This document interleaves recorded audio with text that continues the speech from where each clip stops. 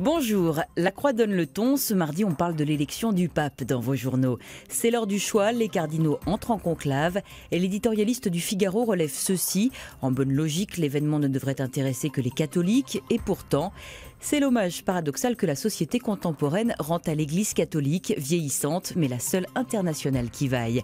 Le pape devra faire des miracles, estime pour sa part Métro, au vu des scandales qui ont ébranlé l'institution. Libé, bien sûr, ne pouvait pas manquer un bon mot devant cette Pape Académie. Ce sera donc qui va porter la calotte.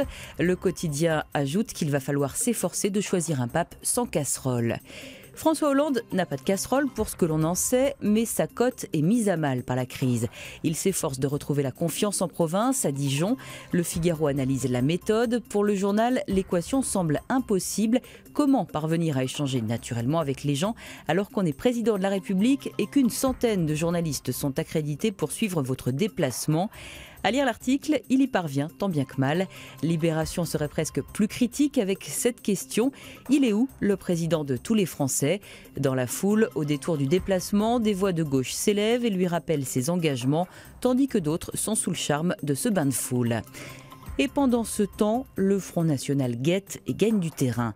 À lire également dans Libération, un reportage dans le Gard, le département qui a le plus voté Le Pen à la dernière présidentielle et qui a élu Gilbert Collard député. Là-bas, le FN prend racine et la société civile a décidé de se mobiliser. Elle lance le printemps de l'éducation contre les discriminations et le racisme. Il faut cesser de banaliser ces modes de pensée et comportements, estiment les associations et le préfet représentant de l'État. Cette opération est une première. Le Parisien aujourd'hui en France, lui, est plutôt préoccupé par le froid et la neige, avec une semaine qui s'annonce encore difficile.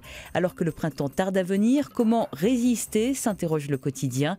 Parmi les conseils pratiques offerts ce mardi, le positivisme, la lecture de catalogues de vacances ou encore assumer son comportement de marmotte bien naturel.